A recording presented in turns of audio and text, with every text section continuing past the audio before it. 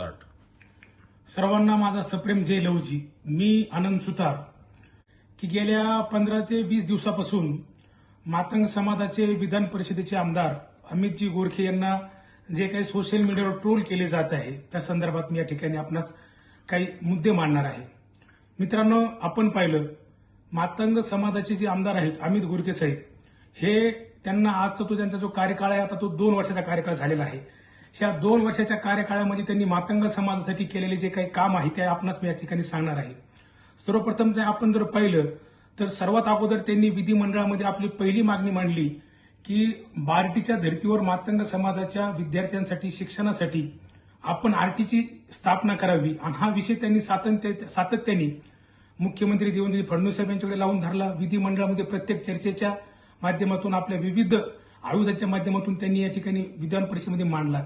त्याचबरोबर सर्वात मोठा विषय म्हणजे संगमवाडी येथे क्रांतीवीर लवजी वस्ताद साळवे यांचं जे काही खूप मोठ्या प्रमाणात जे स्मारक उभा करण्यात आलं आहे त्याच्यामध्ये सुद्धा अमित गोरखे साहेबांचा सिंहाचा वाटा आहे.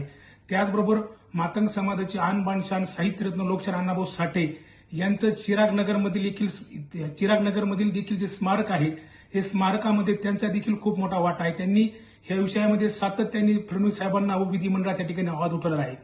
त्याचबरोबर गेल्या अनेक या 1.5 ते 2 वर्षामध्ये मातंग समाजावर ज्या ज्या ठिकाणी अन्याय अत्याचार झाला असेल त्याच्यामध्ये आपण जर पाहिलं तर अनुष्का पाटोळे प्रकरण असेल, आमदार साहेबांनी अतिशय सातत्याने हा विषय सभागृहात मांडून ह्या विषयामध्ये एसपी असतील तिथले जे काही स्थानिक यंत्रणा असतील त्यांना धारेवर धरून त्या अनुष्का पाटोळेला न्याय देण्यासाठी खूप मोठ्या प्रमाणात प्रयत्न केले आहेत. मित्रांनो, हे झाले त्या ठिकाणी केलेले काम.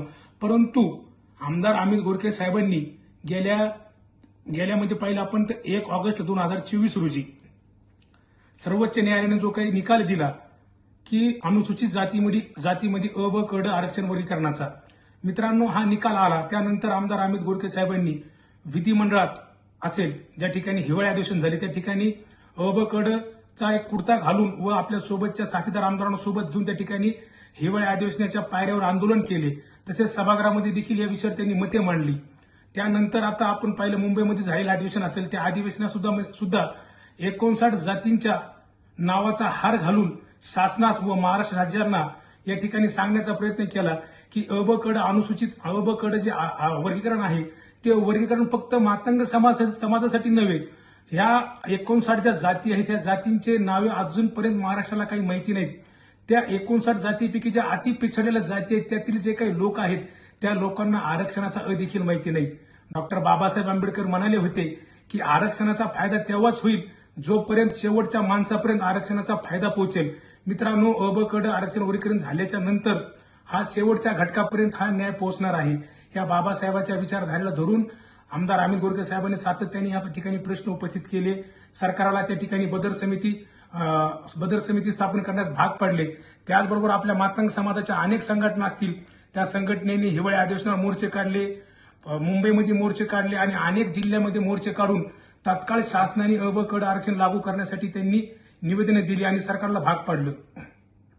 या ठिकाणी अ ब क ड वर्गीकरणाची समिती स्थापन झाली, त्याच्यावर हरकती मागवण्यात आल्या.